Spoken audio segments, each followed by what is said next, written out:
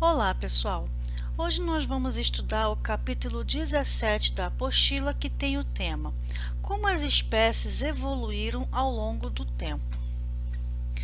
Então, um breve histórico sobre esse papo de evolução. Existem vários pensadores e várias teorias a respeito. Destaquei só algumas, as principais, aqui para a gente trocar uma ideia. Então, nós temos ali a teoria do criacionista e fixista, que fala que as espécies foram criadas por uma divindade, eles eram imutáveis, não sofriam mutações nem mudanças, e cada uma teria surgido de maneira independente e permaneceria assim para sempre, com as mesmas características, pois não poderiam mudar ao longo do tempo. Então, de acordo com como elas foram criadas, permaneceram durante anos e anos ao longo do tempo, igualzinha, sem mudar. Então, essa é a teoria criacionista e fixista. Existem também ali os fósseis, que são muito utilizados para fazer comparações entre as espécies que já foram extintas, como os dinossauros, por exemplo, com as atuais, buscando ali uma relação de parentesco entre elas. Então, os cientistas, paleontólogos e etc., arqueólogos também, eles buscam muito a procura de fósseis para justamente fazer essa comparação e assim tentar explicar como foi feita a evolução dessas espécies, sempre fazendo uma comparação com o passado e o futuro. Existem também alguns evolucionistas, como o Lamarck, Então tem aí o Jean-Baptiste Lamarck, mas ele é mais conhecido só como Lamarck. Ele defendia duas teorias, Uma é a do uso e desuso, e a outra é a teoria dos caracteres adquiridos, E ele usava essas duas teorias como uma prova de que existia a evolução. Mas vamos entender um pouquinho e vamos discutir um pouquinho sobre essa possível prova, vamos dizer assim, Porque ele dizia que a teoria do uso e desuso é o seguinte: quanto mais uma espécie, um indivíduo, um organismo usava uma determinada estrutura do seu corpo, um órgão, algo assim, mais ele ficaria desenvolvido. O contrário também, se você usa menos, ele atrofiaria. Um exemplo, se eu uso muito os meus olhos para enxergar as coisas, forço muito ele para ler, para estudar ou para visualizar alguma coisa, quanto mais eu utilizo os meus olhos, melhor ele ficaria, Mas isso é verdade? Não. Então por que eu estou usando óculos? Por que eu preciso da ajuda das lentes de um óculos para enxergar principalmente de longe, que é o meu problema? Eu tenho miopia. Se fosse por Lamarck, meus olhos estariam aqui, espetaculares, enxergando perfeitamente de longe, de perto, no escuro, no claro, não importa as condições. Porque eu já tenho uma certa idade e quanto mais eu uso os meus olhos, eles ficariam melhores. Mas não é isso que nós estamos vendo, Eu até preciso de óculos para enxergar melhor. Então, essa teoria do uso e desuso foi refutada, na verdade, A outra aí, caracteres adquiridos passado para os seus descendentes. Essa é uma outra teoria que Lamarck utilizava para justamente defender como prova de uma evolução. O que essa teoria diz, Vou até colocar um exemplo prático para vocês entenderem legal essa teoria. Então, vamos supor que eu fosse uma mulher, saradona ali, cheia de músculos, vou para academia, barriga de tanquinho, só que não, não é o meu caso, é só um exemplo. Mas se eu fosse uma pessoa que malhasse bastante, tinha bastante músculos e tal, e me casasse com um homem nas mesmas condições, um cara também todo saradão, cheio de músculo, lá na academia, um fisiculturista. Tivemos um filho e essa criança ia nascer como? Sendo aí, pela teoria de caracteres adquiridos de Lamarck. A criança também já nasceria como? Do mesmo jeito, saradona, barriga de tanquinho, todos os músculos desenvolvidos. Mas é isso que acontece? Não, um bebê nasce como outro qualquer. Conforme ele foi crescendo, adquirindo uma idade que ele já possa frequentar uma academia, aí sim, se ele desenvolver os seus músculos, é que ele vai ficar, né, todo ali musculoso, todo, né, com seus músculos definidos. Ele não nasce com essa característica só porque seus pais possuem essa característica. Não é bem assim, tá? Então essas duas teorias aí de Lamarck foi caindo em conceitos, né, de desuso, foram refutadas. Então nós sabemos que essas teorias são falsas. Um outro evolucionista muito conhecido, o nome dele é Charles Darwin. Ele ficou muito conhecido pelo seu trabalho que ele publicou, né, como A Origem das Espécies. Essa teoria dele defende a evolução, dizendo que todos os seres vivos, todos, sem exceção, descendem de um único ancestral comum. Então, ele diz que todo mundo veio de uma única espécie que foi evoluindo e se desenvolvendo nas outras, tá? Então, essa é a teoria mais conhecida, aceita também por muitos cientistas até hoje, mas como o nome já diz, né, é uma teoria. Não se tem provas suficientes para afirmar que isso é 100% verdade, tá? Mas é a mais aceita até hoje, né, nos meios aí científicos e acadêmicos. Então, o significado biológico de evolução, né, ou seja, na biologia, a evolução significa uma mudança. Mudança no sentido diferente daquele que a gente vê no nosso cotidiano, de uma melhora, de um aprimoramento. Essa mudança está associada a alterações na frequência dos genes no nosso DNA, tá? Então, a frequência de um gene, se essa população ganhou novos genes, perdeu genes ou teve combinações diferentes, isso para a biologia é que é uma evolução. Tá? Então, ao longo do tempo, vai se observando ali nessa população a mudança desses genes. Pode ser por uma imigração, veio pessoas diferentes ou animais, né, espécies diferentes de outros lugares e misturaram seu DNA com as que estavam ali. Pode ser uma mudança forçada por uma radiação, por exemplo, uma doença, alguma síndrome, algo que possa mudar a frequência, a sequência do DNA e provocar uma mudança. Essa mudança pode ser positiva, pode ser boa para essa população, ou pode causar até a extinção de uma espécie, né? Se uma mudança ruim.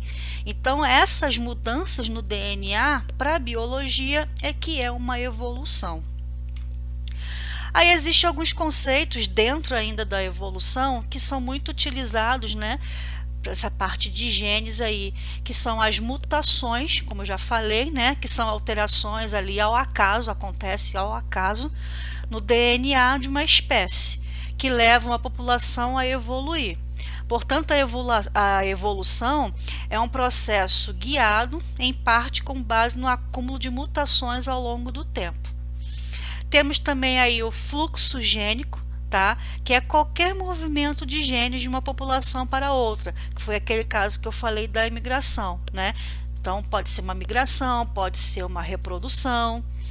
E temos também a reprodução do tipo sexuada. A reprodução sexuada tem mistura de gametas, então mistura de material genético. Então essas combinações de genes existentes aí numa população, né, a partir da fusão dos gametas, então é que vai acontecendo aí, né, essa mistura e variabilidade genética, inclusive incluindo esse evento principal aí que é o crossing over, que é o que está aí na figura. O que é o crossing over? Crossing over é quando cromossomos homólogos trocam pedacinhos entre si, né, fazendo ali a famosa variabilidade genética. Esse evento ocorre em que situação? Justamente na formação dos gametas, quando a célula, né, que vai dar origem aos gametas, seja gameta masculino ou gameta feminino, está sofrendo meiose, que é o tipo de divisão celular que gera os gametas, Então, os cromossomos que estão ali dentro do núcleo da célula vão se organizar para fazer justamente, né, a geração de um gameta, e nessa organização pode acontecer ali na meiose o evento chamado crossing over, que acontece na prófase 1 da meiose 1 na subfase paquíteno. Tá? E não é sempre que isso acontece, mas quando acontece, provoca ali a variabilidade genética. Tá? Eu gosto sempre de dar esse exemplo quando se fala de crossing over e variabilidade genética, que é o meu caso. Minha mãe e meu pai, né, tiveram 2 filhas. Então eu tenho uma irmã. Essa minha irmã mais velha, ela é loura, né, bem branquinha, alta e magrinha. E eu já sou morena, de cabelo bem, né, escuro, com a pele um pouco mais escura. Então, às vezes você olha assim, as duas, uma do lado da outra, ninguém diz que a gente é irmã. Por que que somos tão diferentes, sendo filhas do mesmo pai e da mesma mãe?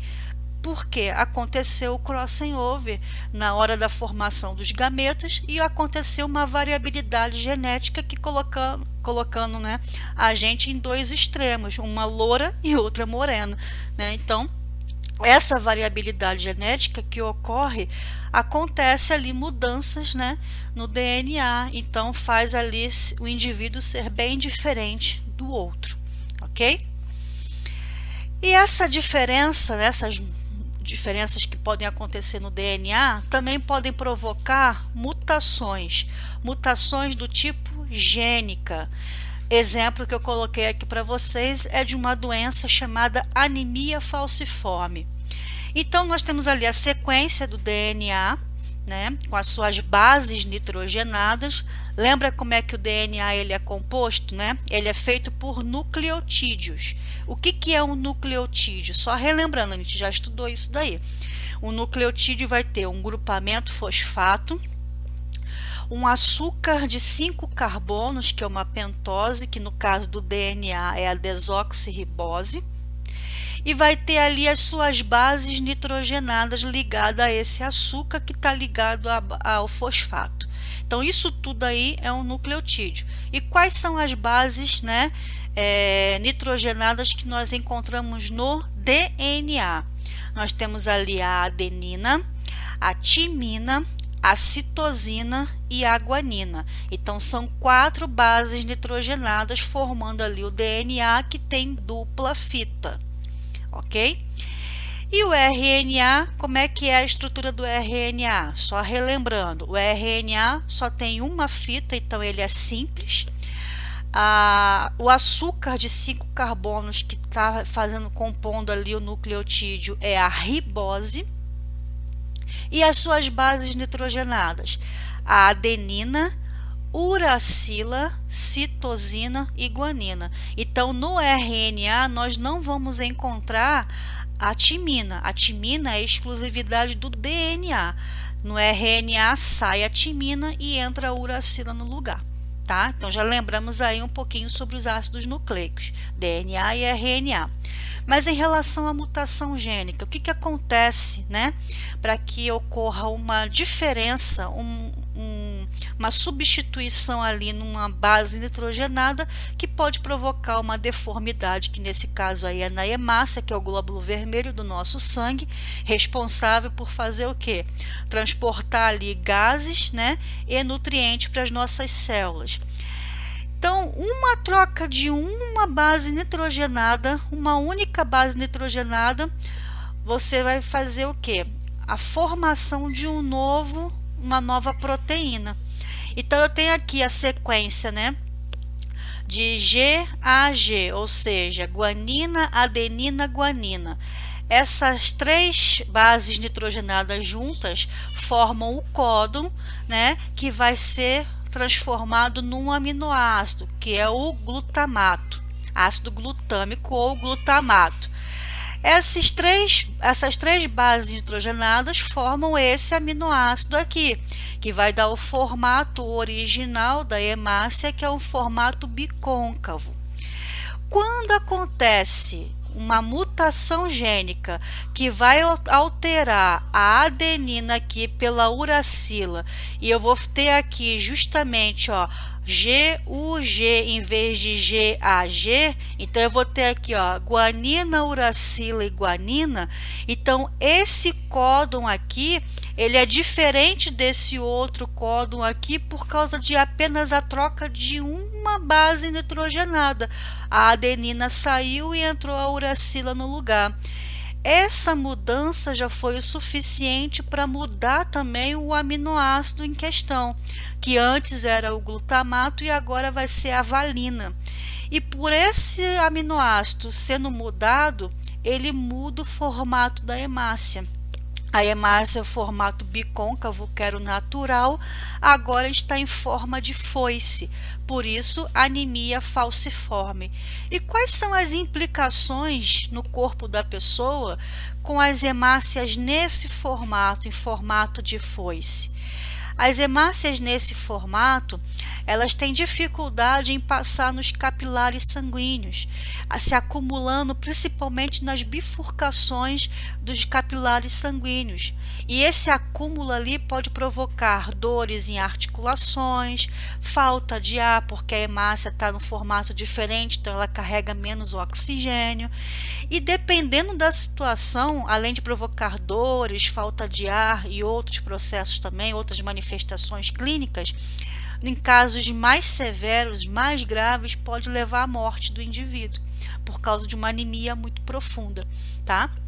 Então, ó, por causa da troca de uma única base nitrogenada, mudou a proteína, mudou o formato da hemácia e a pessoa teve essa doença, né? Então, uma mutação gênica pode causar transtornos, mas existem algumas mutações, né, também chamadas de neutra ou silenciosa.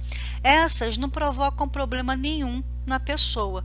Às vezes acontece várias mutações no nosso corpo e a gente nem fica sabendo o que está acontecendo, tá? Então tem uma atividade aí na apostila de vocês que nós podemos responder juntos, que tem a ver, né, com esse assunto. A número 1. A replicação da molécula de DNA é um ponto de ocorrência de possíveis mutações. Mesmo com um sistema de reparo, falhas podem ocorrer. Contudo, essa não é a única fonte de mutações atuante sobre o DNA. Exemplifique outras fontes de mutações além da citada. Então, as mutações podem ocorrer ainda por meio de algumas infecções virais, porque quando o vírus parasita a célula, ele deposita o seu material genético ali. E isso pode acontecer com aquela célula, erros, né, na hora da divisão celular, erros na estrutura do DNA, erros na estrutura do fator externo, né? Então, tudo isso pode provocar uma mutação. Também exposição a determinados tipos de produtos químicos, como algum solvente, ou então até mesmo certas variações ambientais, como você ficar exposto à radiação ultravioleta. Sabemos muito bem que se ficarmos muito tempo pegando sol por vários dias, né, sem proteção, o que pode acontecer com a gente? Desenvolver um câncer de pele. E o câncer nada mais é do que o quê? As células sofrendo divisões celulares de forma desorganizada, desordenada, que geram câncer. Mas provocada por quem? Pela radiação ultravioleta do sol, né? Ou a própria radioatividade. Lembra lá daquela bomba, né, que foi soltada lá no Japão na Segunda Guerra Mundial? Então foi em 1945. Então, desde aquela época até hoje, tem pessoas que já passaram, né, algumas gerações, né, em relação à reprodução, e de pessoas já tiveram filhos e filhos depois disso, e seus descendentes ainda apresentam manifestações, mutações físicas, estruturais, cromossomiais, por efeito do quê? daquela radiação da bomba que foi, né, soltada lá em Hiroshima, Nagasaki, na Segunda Guerra Mundial. Tá? Então a radiação pode fazer com que as células, o DNA, sofra alterações, e essas alterações são passadas para os descendentes, e vai ter ali uma geração de pessoas com problemas, né? Pode ser até características físicas mesmo. A questão número 2. Explique por que, nas alterações estruturais, os cromossomos podem ter alterações de tamanho significativas, ao contrário do que ocorre com as mutações gênicas. Então, nós temos ali, na mutação estrutural, os cromossomos eles podem ganhar ou perder pedacinhos, que podem corresponder a um ou mais genes inteiros. Então, imagine um cromossomo perder um pedacinho ali, que tem vários genes ali naquele pedacinho perdido, que são importantíssimos para alguma síntese proteica importante no seu organismo. Vai fazer muita falta, né? E já na mutação gênica, ocorrem perdas ou ganhos de uma ou algumas bases nitrogenadas dos nucleotídeos. E isso pode ser bom ou ruim, como no caso da anemia falciforme, como a gente viu, né, há alguns slides anteriores. Então, falando agora sobre essa mutação estrutural, existem basicamente 4 tipos dessas mutações estruturais. Nós temos a deleção, que é quando o cromossomo ele perde um pedacinho, né, desse cromossomo. Então aqui, ó, eu separei o cromossomo em vários gominhos, né? Coloquei letras correspondentes a esses gominhos, esses pedacinhos, indicando aqui, ó, que esse cromossomo ele perdeu esse pedacinho de letra D. Então ele aqui do lado, ó. Então, quando sofre a alteração da perda de um pedaço, o nome se diz deleção. E quando tem aqui a duplicidade, aqui, ó, essa estrutura aqui, ó, B e C, ela se duplicou e se repetiu, ó. Então aconteceu uma duplicação. Então eu só vou ter genes a mais repetidos. Isso pode provocar alguma coisa, como não, tá? Dependendo de quais genes estiverem sendo afetados, não vai acontecer problema nenhum na pessoa, no indivíduo. Temos também a inversão. A inversão só trocou de lugar. Então aqui, ó, BCD ficou DCB. Isso aqui não vai alterar praticamente nada. É imperceptível essa mutação. E existe a translocação, quando cromossomos que são não homólogos, porque quando tem troca de pedacinhos de cromossomos homólogos é o crossing over, né? Cromossomos homólogos são cromossomos iguais. Então nós temos ali 46 cromossomos, né? E eles estão em pares. Então eu vou ter 2 cromossomos número 1, 2 cromossomos número 2 e assim por diante, né? Até formar 23 pares de cromossomos, que vai dar 46 no total, que é da espécie humana. Então, vamos supor que aqui fosse o cromossomo de número 14 e aqui o cromossomo de número 20. Então, são cromossomos não homólogos, eles não são, né, os mesmos cromossomos. E eles trocam pedacinhos. Você vê aqui, ó, que esse cromossomo aqui de cima tinha a estrutura A e B e passou para o de baixo.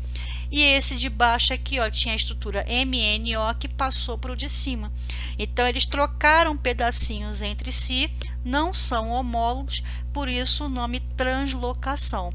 Porque quando ocorre, de novo, estou relembrando, com cromossomos homólogos, aí vai ser o evento de crossing over, que vai causar a variabilidade genética. Nesse caso aqui, são mutações que muitas das vezes pode apresentar alguma manifestação no indivíduo, como podem ser aquelas silenciosas, né, que não provoca problema nenhum, tá? Então tem esses tipos aí, ok? Aí tem o super desafio também aí, questão da apostila de vocês, que diz o seguinte: células de uma levedura. O que é uma levedura? É um fungo unicelular, tá? Foram submetidas a testes laboratoriais com 2 agentes mutagênicos. Ambos atuam sobre o sexto nucleotídeo do gene, que codifica uma enzima responsável pela hidrólise de disacarídeos. Então, hidrólise é a quebra da água de disacarídeos, são açúcares com dois ou três carbonos. O agente X provoca a substituição da base citosina pela timina. Então, aonde tiver citosina vai ser trocado pela timina. E o agente Y promove a deleção da base citosina. Deleção, só relembrando, é aqui, ó, é a perda de um pedacinho. Então, aonde tiver uma base citosina no cromossomo vai ser perdida, né? Porque vai sofrer uma deleção. As leveduras foram separadas em dois grupos que receberam cada um apenas um dos agentes mutagênicos. A partir disso, a estrutura primária das proteínas codificadas foi estabelecida. O local de ação dos agentes X e Y, bem como o resultado de suas ações, estão ilustradas a seguir. Então, aqui ele tem o nucleotídeo, né? O formato aqui do DNA e aqui o nucleotídeo, em que ele está destacando aqui.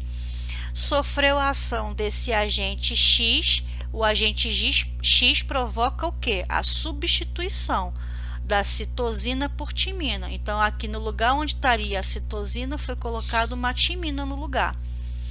E sofreu também a ação do agente Y.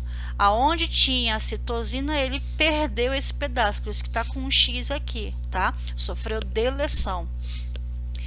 Então, com base nos resultados apresentados na tabela, que é essa tabela aqui, né? Então, explique por que houve diferença nas enzimas produzidas quando as células eram tratadas com agente X e com agente Y. Lembrando que a cada 3 bases nitrogenadas, que formam um códon, vai ser sintetizada uma proteína. E lembra também que o código genético, ele é o quê? Ele é degenerado, ou seja, vários códons vão fazer ali uma proteína. Tem alguns códons que são diferentes, mas formam a mesma proteína, então não pode acontecer nada ali na mudança. E tem alguns códons que são diferentes e produzem diferentes proteínas que podem sofrer alteração. Lembra lá da anemia falciforme? Por causa de uma base nitrogenada que mudou a proteína e mudou ali o formato da hemácia. Então, pode acontecer problemas ou não com essas mutações, e é o que ele está pedindo para explicar. Então, como o código genético, né, ele é redundante, né, ele tem ali vários códons que podem se transformar na mesma proteína ou não, pode ocorrer, né, de mais de um códon codificar também o mesmo aminoácido. Com isso, é possível não se dar modificação na sequência primária da proteína, quando apenas uma base de um códon é trocada, o que chamamos, né, de mutação silenciosa. Então, a proteína que foi feita foi a mesma, mesmo trocando uma base nitrogenada. Então, foi uma mutação silenciosa, ou seja, não deu em nada, não modificou nada. Mesmo trocando ali a citosina pela timina, não aconteceu problema nenhum, que foi o caso, né, lá do agente X.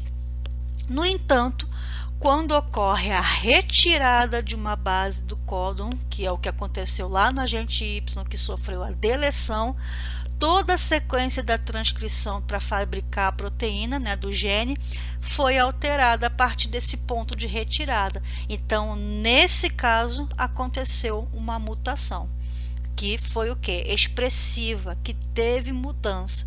Já na outra foi silenciosa, ou seja, a modificação que aconteceu ali não alterou nada o indivíduo. Tá?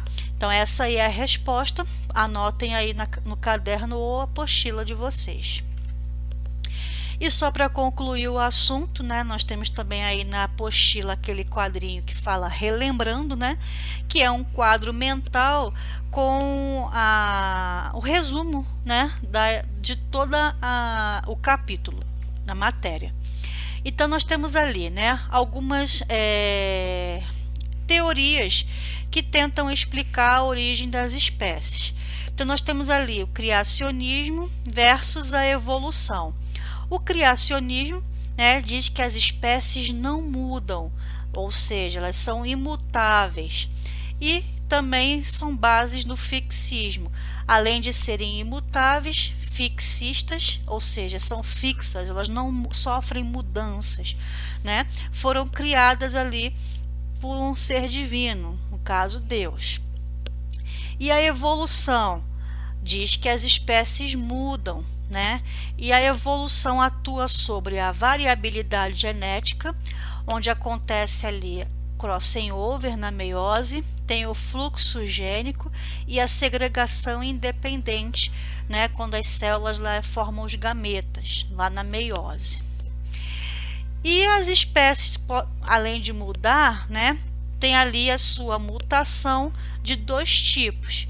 Tem a mutação cromossômica, que temos a numérica e a estrutural, e eu vou mandar para vocês um vídeo adicional falando um pouquinho mais sobre essas mutações, tá? Então vai ter aí um segundo vídeo falando mais específico nesse caso aí das mutações cromossômicas.